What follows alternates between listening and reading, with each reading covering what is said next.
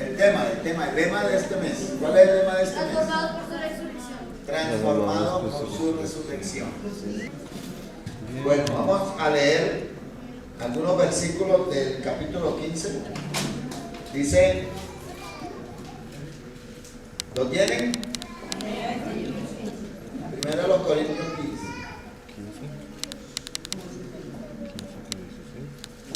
Dice así, transformados por su resurrección.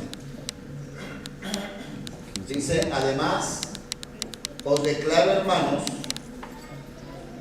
el evangelio que os he predicado, el cual también recibisteis, en el cual también perseveráis, por el cual asimismo, si retenéis la palabra que os he predicado, sois salvos.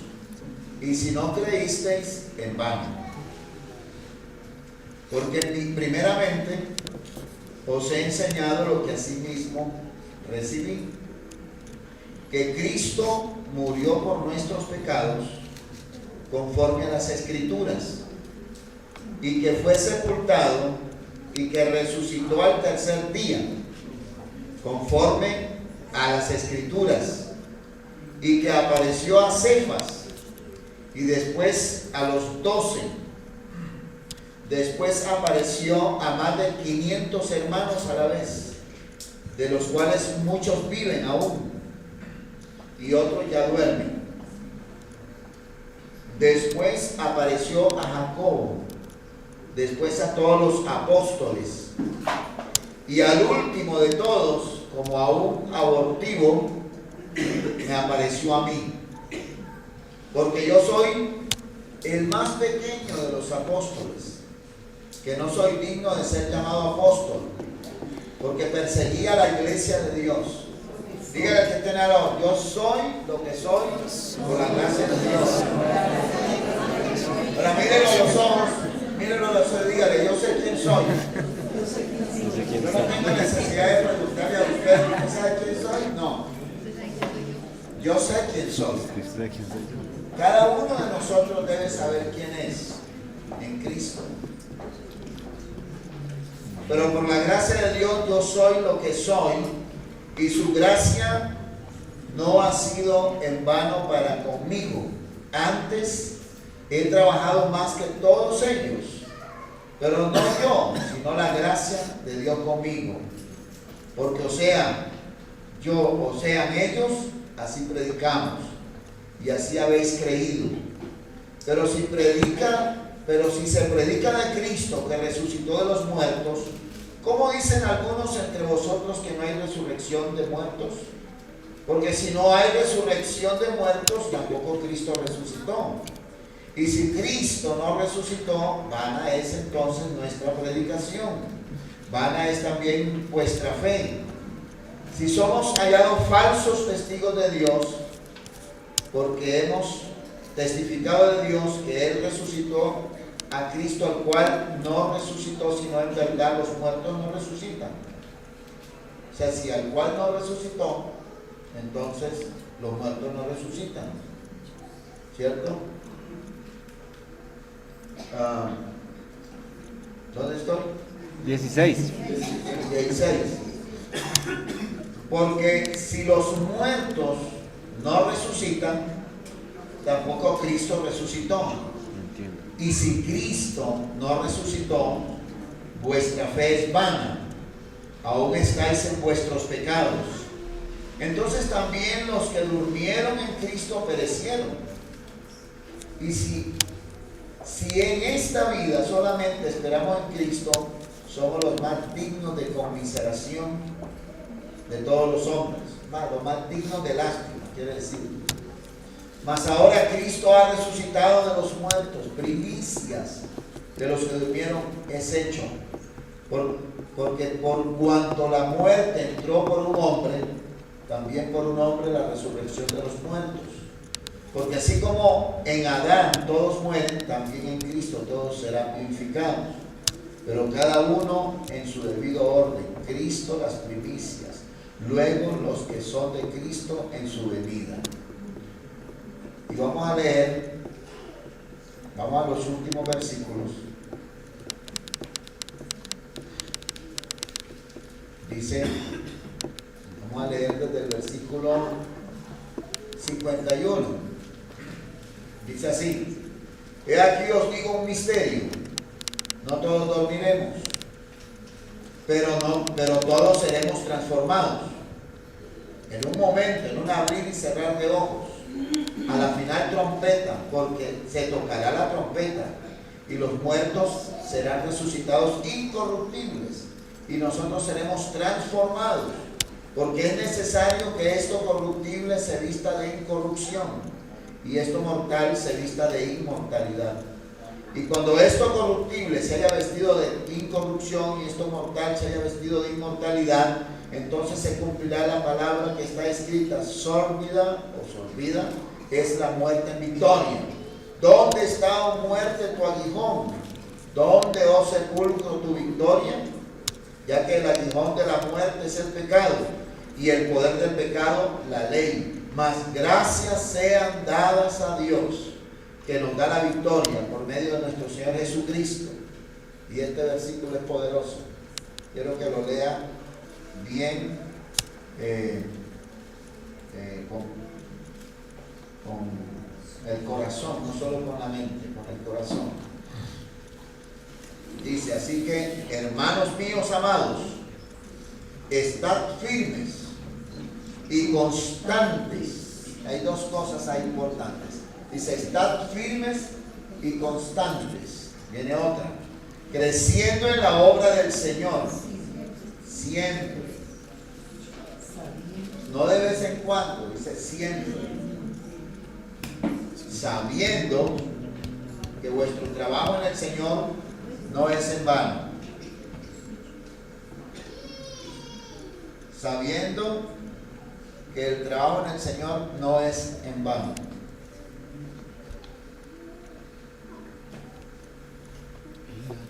Todo lo que usted y yo hagamos, todo, absolutamente todo, lo que hagamos con Dios y para Dios, no es en vano, hermano. Cuando usted esté haciendo algo en la obra de Dios, en la iglesia, crea de todo corazón, hermano, que lo que usted hace no va a ser en vano. Amén. Entonces, vamos a... No, préstame tu iPad, por favor. Se me apaga y se está molestando.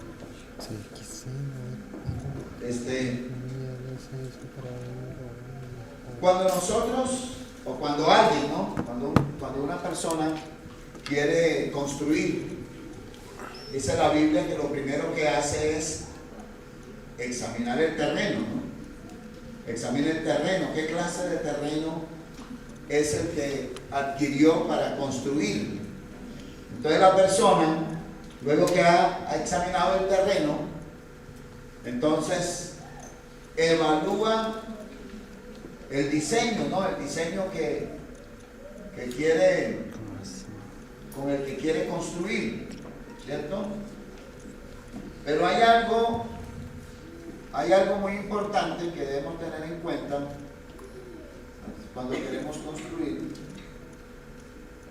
y es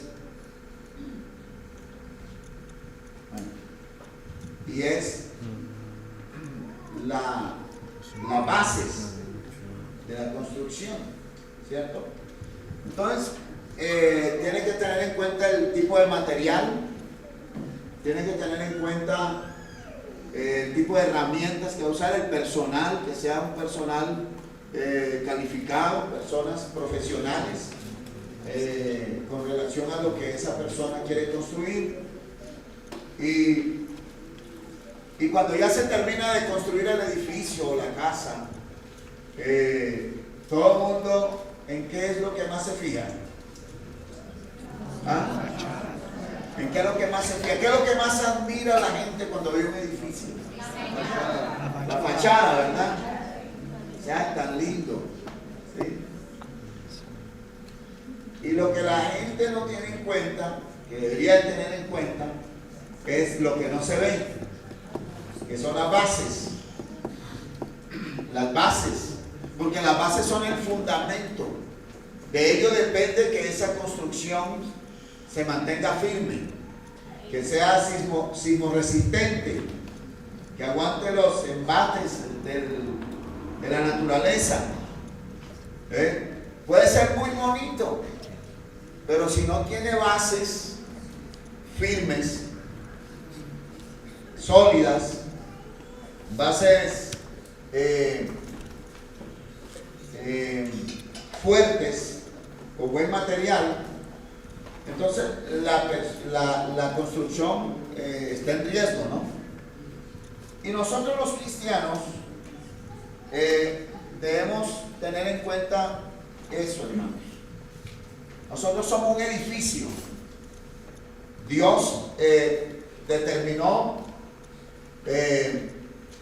construir muchos edificios en el mundo, y entre esos edificios está cada uno de ustedes.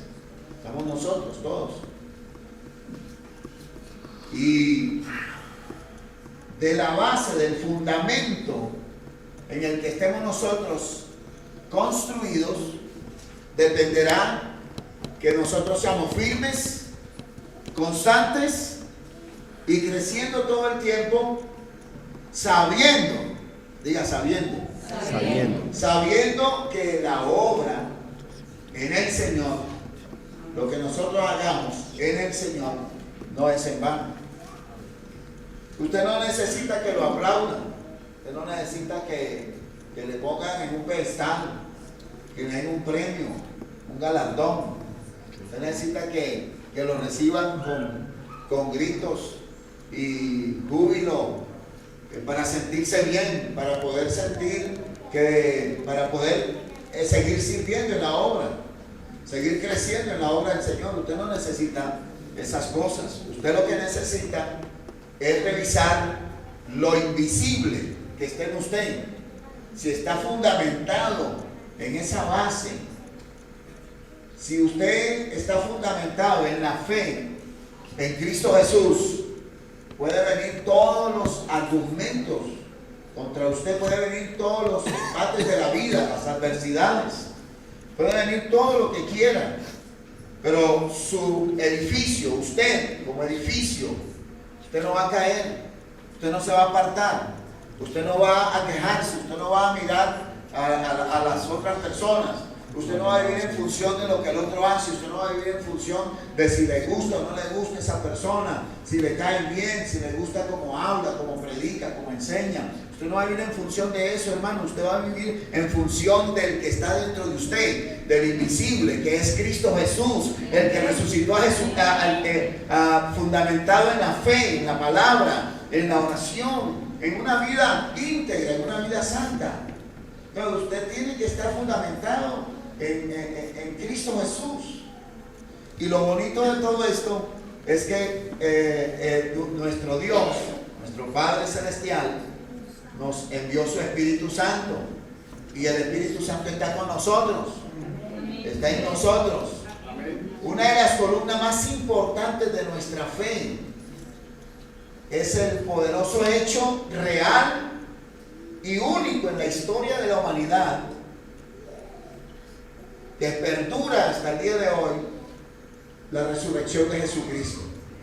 Ese es el fundamento de nuestra fe, ese es el fundamento de nuestro servicio en la obra de Dios, ese es el fundamento de un matrimonio, ese es el fundamento de unos hijos que han decidido agradar a Dios, honrando a sus padres. Ese es el fundamento de la vida cristiana. Si nosotros creemos en la resurrección, nuestra forma de vida no debe ser como la vida de una persona que no tiene a Jesús en su corazón. Nosotros tenemos que ser diferentes.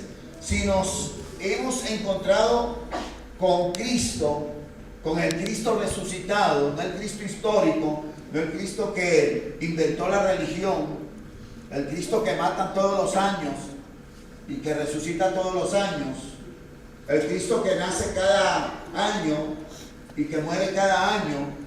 Si nuestra fe está fundamentada en ese tipo de Cristo, mire, cuando vengan los vientos y las tempestades, nuestra fe va a flaquear, vamos a tener problemas, vamos a tener crisis de fe, nuestra vida cristiana va a tambalear, cuando vengan las pruebas, las dificultades, cuando se le exhorte por algo, se le llame la atención, usted va a sentir el deseo de no seguir.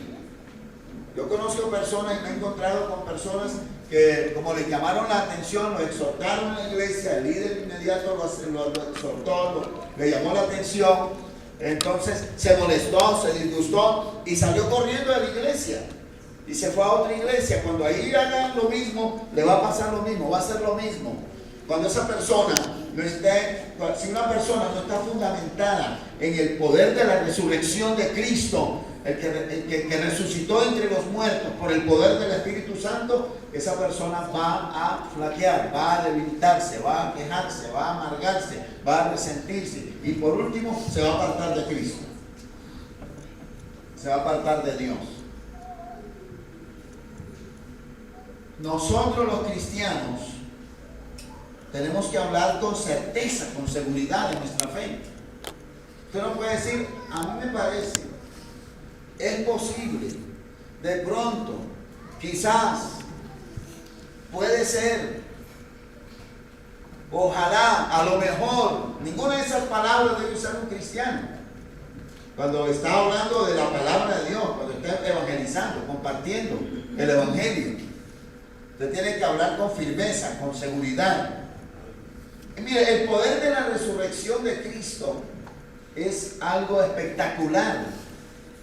Nosotros no vamos a celebrar la muerte de Cristo ahora en estos días que vamos a estar acá ayunando, jueves y viernes. Vamos a celebrar la victoria de Cristo Jesús.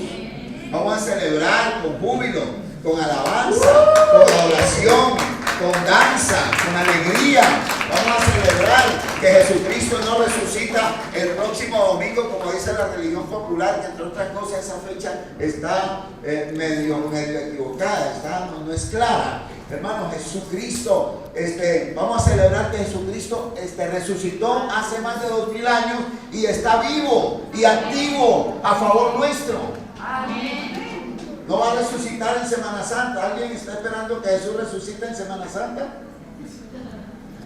Si usted está esperando que resucite en Semana Santa es porque usted lo mató. Y sabe que, hablando entre otras cosas, un paréntesis, nosotros podemos matar a Jesús a cada rato. Cuando pecamos, estamos anulando nuestra fe, estamos anulando la resurrección de Jesucristo. Cuando pecamos, cuando nos amargamos, cuando nos resentimos. Entonces, algo tremendo. Cuando nosotros leemos la Biblia, vemos la vida, por ejemplo, de personas en la Biblia que fueron impactadas por la resurrección de Jesucristo. ¿Usted sabe quién fue Santiago? ¿Sabe quién fue Santiago? El escritor de la epístola que lleva el nombre Santiago. Él era Jacobo. Antes de que Cristo muriera, él se llamaba Jacobo. Y dice la Biblia ahí en Juan, hay un versículo en la Biblia, en Juan, en el versículo 5, mire, dice que ni aún los hermanos de Jesús creían en él. Ahí está incluido Jacobo, Santiago. Pero, ¿qué pasó en la vida de Santiago? Porque de ese versículo al tiempo después de la resurrección, vemos a un Santiago diferente. ¿Qué sucedió en la vida de Santiago? Porque él era uno de los que no creía en Jesús, su hermano. Él no creía. Dice que ni siquiera los hermanos creían en él. A veces pasa eso, ¿no? Que tú te conviertes y ni tu misma familia cree en ti. A veces hay personas que ni creen en uno. Lo conocieron cuando no era cristiano y lo ven ahora y no creen. ¿Sí?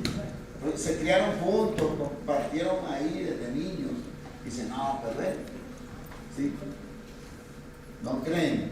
Pero dice la Biblia que algo sucedió en la vida de Jacobo, que tiempo después, Jacobo te escribe una carta ¿Y sabe qué dice? Santiago, siervo fiel de Jesucristo. O sea, fue tal el impacto de la resurrección de su hermano en la vida de Jacob que llegó a considerarlo él mayor que él, tanto que dijo: soy su siervo, soy su esclavo. ¿No le parece eso poderoso? O sea, que cuando el poder de la resurrección opera en nuestra vida, algo tiene que pasar. Algo grande tiene que pasar. ¿Sí? Nosotros tenemos que caminar bajo la influencia del poder de la resurrección todos los días de nuestra vida.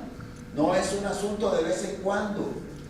No es ocasional, no es solamente cuando tengo trabajo, cuando me va bien, cuando tengo solvencia económica, cuando tengo una moto bonita, un carro, o cuando la niña tiene novio y entonces está bien porque tiene un novio, pero cuando el novio se le va o la traiciona o le es infiel, entonces se desanima y se le fue el gozo, se le fue la alegría, se le fue la pasión por Dios. O cuando se le exhorta, se le fue el gozo. O cuando se le habla de dinero, no, eso no es para mí. ¿Cómo no va a ser para ti? Si la resurrección de Jesucristo ha impactado tu vida, a ti no te debe parar nada ni nadie, nada, absolutamente nada.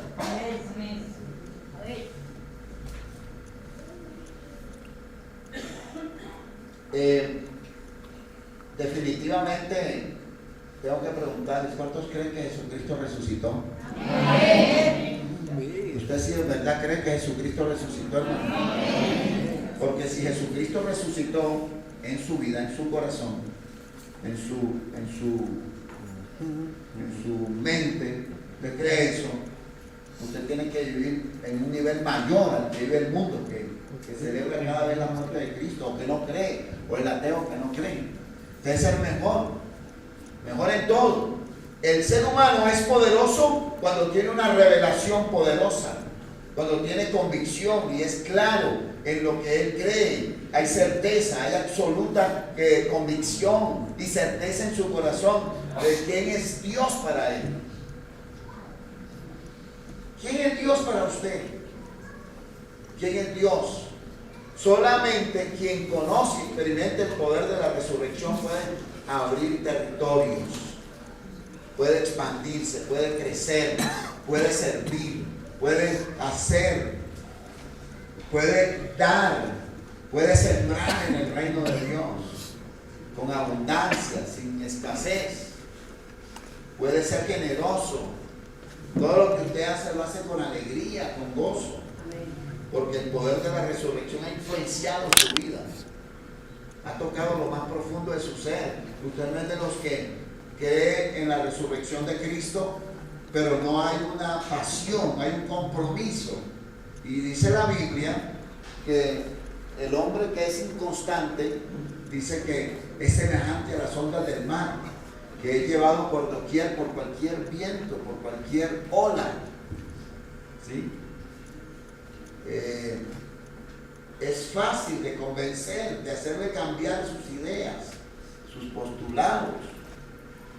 Así dice la Biblia, ¿no? Y nosotros debemos enseñarle a los niños, desde niños, debemos enseñarles sobre la resurrección de Jesucristo, que ellos vayan creciendo en esa fe y en esa certeza y convicción de que Jesucristo resucitó. Jesucristo no muere cada año, niños. Jesucristo murió una sola vez y resucitó una sola vez. Y la Biblia dice que está sentado a la diestra del Padre intercediendo por nosotros, pero también dice que Él está en nosotros por medio de la palabra y del Espíritu Santo que mora en nuestras vidas. Así es. Así que cuando venga el enemigo a atacarlo con miedo, con temores, cuando alguien quiera hacerle bullying, cuando alguien le haga ahí en el colegio algo, usted debe creer quién es usted. Desde niño debemos creer quiénes somos en Cristo. Y se instruye al niño en su carrera, y aun cuando fuere viejo no se apartará de él. Desde niños tenemos que aprender. A mí como me hubiera gustado conocer a Cristo a la edad de ustedes, pero lo conocí joven, 21 años tenía yo cuando conocí a Cristo, y tengo más de 40 años predicando el Evangelio. y nada ha impedido que yo me mantenga firme en la fe en Cristo Jesús.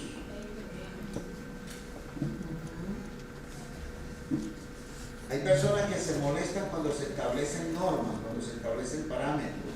Dicen, ay, pero eso no, ¿por qué tiene que ser así? Porque sin ley, entonces habría desorden. Sin normas habría desorden. Imaginen una ciudad con 10 millones de habitantes sin semáforos, ¿cómo sería? ¿Ah? Imagínense una ciudad sin semáforos. Una locura. ¿Usted fue alguna vez? ¿Alguien fue a San Andrés cuando San Andrés no había semáforos? ¿Alguien más que no sea la pastora? Yo también. Pero alguien que no sea nosotros. Eso era terrible. Todo el mundo para donde le daba la gana cogía. No había semáforo. Ya lo están instalando. Hermano, una ciudad sin semáforo, imagínense, una vida cristiana sin normas, sin condiciones, sin leyes. Pero Dios, que nos ama tanto, estableció leyes. Entonces dice, vamos a mirar cómo sucedió este gran hecho de la resurrección por encimita. El primer día de la semana, muy de mañana, vinieron al sepulcro trayendo las especies aromáticas que habían preparado y algunas otras mujeres con ellas, y hallaron removida la piedra del sepulcro, y entrando no hallaron el cuerpo del Señor Jesús. Aconteció que estando ellas perplejas por esto, aquí se pararon junto a ellas dos varones con vestiduras resplandecientes, y como tuvieron temor y bajaron el rostro a tierra, les dijeron, ¿por qué buscáis entre los muertos al que vive? No está aquí, sino que ha resucitado. Acordaos de lo que Él os habló cuando aún estabais en Galilea, diciendo, es necesario que el Hijo del Hombre sea entregado en manos de hombres pecadores y que sea crucificado y resucite al tercer día. Estas cosas al tercer día. Entonces ellas se acordaron de sus palabras y volvieron del sepulcro, dieron nuevas de todas estas cosas a los 11 discípulos y a todos los demás. Eran María Magdalena y Juana y María, madre de Jacobo, o sea, la madre de Jesús, y las demás con ellas, quienes dijeron estas cosas a los apóstoles, mas a ellos les parecían locuras las palabras de ellas y no las creían. Pero levantándose Pedro, corrió al sepulcro, y cuando miró dentro, vio los lienzos solos, y se fue a casa maravillado de lo que había sucedido. Jesucristo había resucitado. Ahora, yo no voy a entrar en esos detalles, pero en Semana Santa yo estoy orando y pidiéndole a Dios que nos dé dirección, porque yo quiero predicar sobre las evidencias de la resurrección de Jesucristo. Pero le voy a mostrar una evidencia, nomás una. Ya le dije una, la conversión del hermano Jacob, de Jesús, Jacobo. Pero esta, según los romanos, el ejército romano, cuando ellos enterraban a una persona muy importante, recuerden que ellos habían escuchado que Jesús iba a resucitar. Ellos habían escuchado eso. Ellos sabían que Jesús en muchas ocasiones les había dicho a las multitudes, a los discípulos, que Él resucitaría el tercer día. Entonces ellos dijeron, para que este Señor que dijo que va a resucitar no engañe al pueblo, vamos a doblar la guardia. ¿Sí? Y una guardia se componía de 16 hombres, 16, 18 hombres, armados hasta los dientes, como dicen. Entonces habían más de 30 hombres cuidando la entrada al sepulcro, a la tumba de Jesús, donde estaba Jesús. ¿Sí? Pero cuando el Señor resucita,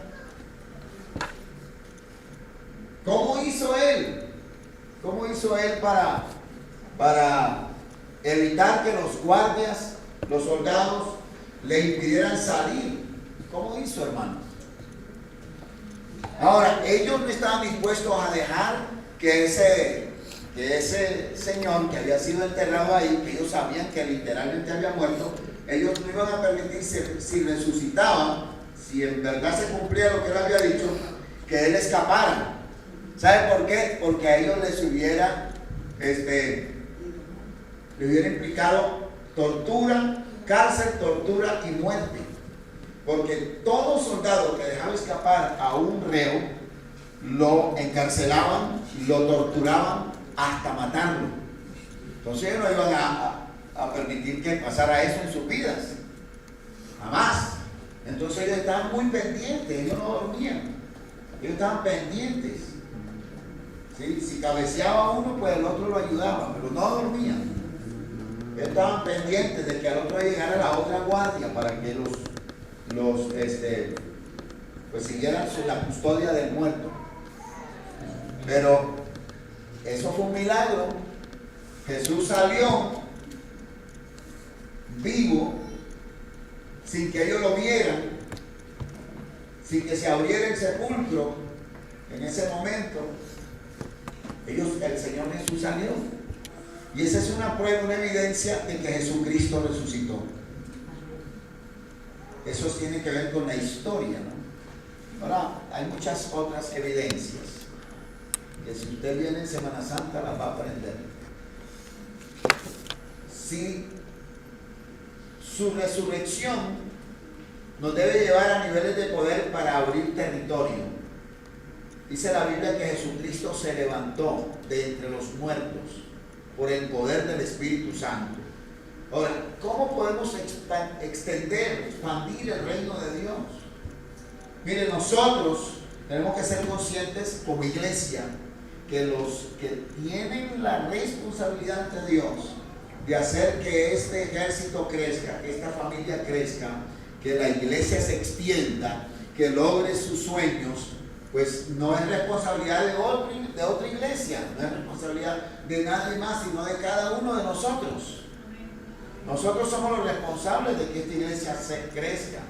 Entonces, hay 3 etapas que nosotros debemos considerar. Número 1, proclamación del reino sin poder visible de Dios. Proclamación del reino sin poder visible de Dios.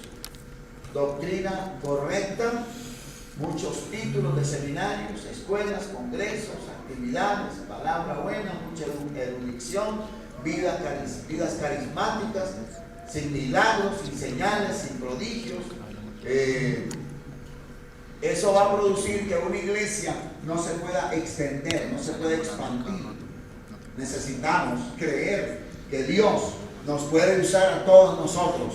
Los líderes de zonas de vida, los anfitriones, los timoteos, deben creer que Dios los puede usar poderosamente para poner la mano sobre un enfermo y que este enfermo sea sanado.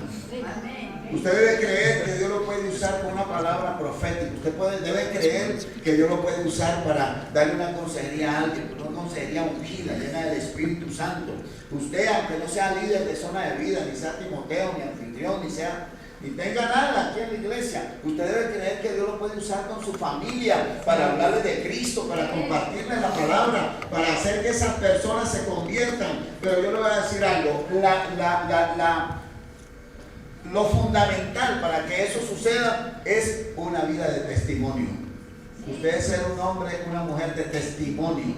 Si usted lo ven tambalear, lo ven flaquear, lo ven ser inconstante, ser inestable, va un domingo, falla 2, no se compromete, no está apasionado, no se le ve el gozo, no se le ve la alegría de tener al Señor Jesucristo. ¿Sabe? El cristiano debe tener 3 cosas en su día diario, en su vida diaria. Número 1, tener fe en Dios, tener fe de que Dios ese día le va a ayudar, lo va a ungir para cumplir las metas de ese día, las metas de esa semana, las metas de ese mes, las metas de ese año. Debe creerlo, pero Dios no va a respaldar a una persona que no tiene metas, que no tiene sueños, que no tiene propósitos en la vida. Sigue tus sueños, no a las personas. Los hombres de sueños se arriesgan, lo dan todo por sus sueños. Sigue tus sueños, no sigas a las personas, porque si tú sigues a las personas, cuando alguien te falle, te vas a desanimar, te vas a enfriar, te vas a desenfocar del propósito de Dios, de los sueños de Dios para tu vida. Pero no sigas a un hombre, sigue a Dios, sigue a los sueños que Dios ha puesto en tu corazón. Sigue al resucitado, al que resucitó. No te pongas a mirar a los hombres. Entonces, si una persona proclama el evangelio de Dios, del Señor, del reino, sin vida, sin poder, sin autoridad, sin unción, sin testimonio, no va a pasar nada, hermano. ¿Sabe? La persona le va a escuchar, pero no va a pasar más nada. No va a pasar absolutamente nada. Si lo ven en ese estilo de vida, eso no va a pasar. Porque usted no puede predicar lo que no vive. Si usted le enseña a una persona que Jesucristo transforma, cambia la vida de un ser humano, usted debe demostrar con su vida que ha sido cambiado, transformado por el poder de la resurrección. Transformados por su resurrección, es el tema, transformados por su resurrección. Nosotros tenemos que evidenciar con nuestra vida que hemos sido transformados.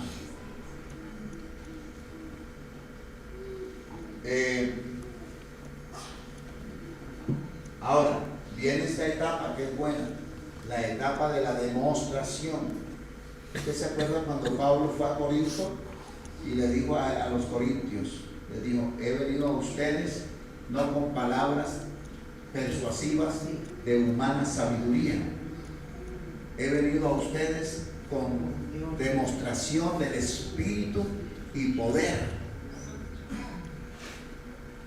con mucho temor y temblor, no temor de miedo, no temblor de miedo, sino temor de Dios, temor, reverencia, con el sentido de honra a Dios. He venido a ustedes, pero quiero decirles que hoy ustedes van a ver la demostración del Espíritu Santo, de cómo el Espíritu Santo va a fluir en ustedes, si ustedes están dispuestos, abren su corazón, abren su mente a que el Espíritu Santo opere en sus vidas.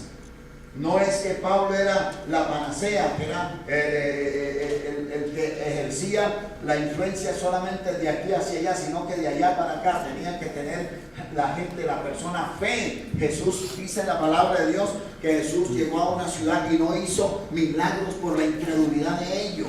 Y si usted tiene incredulidad, si usted tiene duda, si usted no cree en la persona que está predicando, ministrando, enseñando la palabra, no le va a pasar nada a usted, porque usted puso la mirada no en su sueño, no en el resucitado, sino en el hombre. Y cuando usted pone la mirada en el hombre, no pasa nada en usted. No va a pasar nada, hermano. Y entonces usted se va a amargar y usted va a criticar y usted va a decir, no, ese no tiene poder. Es que yo no necesito solamente el poder para que fluya. Yo provoco el ambiente, un ambiente de fe, un ambiente de gozo, de alegría, de creer que Dios lo puede hacer. Pero el que tiene que accionar, responder, ser proactivo a lo que Dios está provocando es usted. Amén. La Biblia dice, como creíste que será hecho. El Señor le dijo a una mujer, ven, tu fe te ha salvado. Aquella mujer de flujo de sangre, el Señor la sanó porque fluyó poder de Él. Pero ¿quién tocó a quién? ¿Quién dijo, si yo tocare tan solo el manto, el borde, ni siquiera dijo el manto, dijo el borde de su manto, seré salva, seré sana? Y cuando el poder de Dios fluyó, Jesús dice, ¿quién me ha tocado? Entonces no dice, ¿quién tocó mi manto? ¿Quién tocó el borde de mi vestidura? No, él no dijo eso, él dijo, ¿quién me ha tocado? Y los discípulos le dicen, Señor, pero si hay mucha gente y te aprietan, aquí todo el mundo está tocándote. No, él no hablaba de ese toque, el toque natural, él estaba hablando de un toque de fe, un toque de una mujer que había llegado al punto final de ella misma, donde había gastado todo su dinero, dice la Biblia, en médicos, y antes le iba peor, pero cuando ella decidió humillarse y reconocer que el único que podía sanarla, salvarla, era Jesús, de quien ella había escuchado hablar, que hacía milagros, prodigios, resucitaba muertos, daba vista a los ciegos, hacía hablar a los mudos, levantaba a los paralíticos. Entonces ella dijo, si Él lo ha hecho con otros, lo puede hacer conmigo. Si tan solo tocar el borde de su manto, Dios se le sana, Dios se le sana. Y Dios lo hizo, el Señor lo hizo. Y Él dijo, yo sé que alguien me ha tocado porque virtud salió de mí, todo poder salió de mí. Y eso pues que todavía Jesús no había muerto ni había resucitado. Imagínense. Y entonces, usted se la tiene que creer, hermano. Usted es líder de una zona de vida, usted es líder de un ministerio, usted es maestro, usted debe creer que Dios puede usarlo para ministrarle a sus niños. Usted debe creer que cuando usted le habla a un niño, Dios lo está tocando, que cuando usted le pone la mano, el Espíritu Santo lo está usando a usted como un medio para que el poder, el dunamis de Dios fluya a través suyo y ese niño reciba. Una manera de bendecir a su cónyuge, tóquelo, tóquela, pero no en el sentido natural, eso es, hágalo otro momento, de tocarlo en el sentido natural, pero tóquelo espiritualmente y verá cómo Dios comienza a hacer la obra. Amén. Si su esposa no se ha convertido, acarícielo, pero por dentro usted diga: Señor, lo estoy acariciando en lo natural, pero que fluya el poder de tu Espíritu Santo en lo sobrenatural, para que este poder fluya ahí en su espíritu y este hombre pueda arrepentirse y ser transformado por el poder de Dios, no por mi toque, sino por el toque de Dios. O sea, yo toco bajo la unción y el Espíritu Santo hace la obra. Amén. Usted lo debe creer, usted debe esforzarse. Y es que mire, y es que esto, quiero que me escuchen, que fluya el poder. No, usted simplemente fluye. Usted habla tranquilo, con fe, creyendo que Dios va a hacer la obra, y Dios lo hace, y la obra es de Dios, no suya. Proclamación del reino con el poder invisible para un mundo visible. Y cuando ese ser visible recibe el poder de Dios, entonces va a ser evidente para aquellos que no conocen. Cuando fluye, la proclamación del reino de Dios fluye a través nuestro, se cruza la línea de solo predicar. Vivimos en una nueva dimensión, vamos más allá de lo natural, de la simple predicación de palabra. Ahí es donde hay milagros, sanidades, liberaciones, prodigios. Este fue el nivel de Jesucristo. Él fue el primero en cruzar la línea de lo natural a lo sobrenatural, porque Jesús nació naturalmente, nació de la Virgen, de María. Fue concebido por la Virgen María por obra y gracia del Espíritu Santo. Él nació como hombre, vivió como hombre, él comía, él se vestía, él se bañaba, él estudió con su padre la carpintería, él sabía de carpintería, pero él desde niño amaba las escrituras, amaba la ley, él amaba la palabra. Cuando ustedes, como desde niño, aman la palabra, les aseguro que Dios los va a bendecir, los va a usar. Ustedes van a ver cómo Dios les suple a sus padres el dinero que necesitan para su escuela, para su colegio, para su ropa, para vivir bien. Pero ustedes deben orar por sus papás y darle gracias a Dios por la provisión que va a llegar a ustedes a través de sus padres. A los niños, ¿dicen amén los niños? Amén. Los niños son gente de fe tremenda. Nosotros, nuestros niños, nuestros jóvenes, nuestras familias, somos los llamados de salir a proclamar con demostración del Espíritu y poder. Nosotros, dice, aunque andamos en la carne, no militamos en una carne, porque las armas de vuestra milicia no son carnales, sino poderosas en Dios para la destrucción de fortaleza, dice, derribando todo argumento, toda altivez, todo lo que se levante contra el conocimiento de Dios, y llevando cautivo todo pensamiento a la obediencia en Cristo Jesús. Entonces, aquí vamos a ver cómo la gloria de Dios va a descender sobre nosotros y a través de nosotros en otros. Hay que cruzar la línea, hermanos. Hay que ir más allá.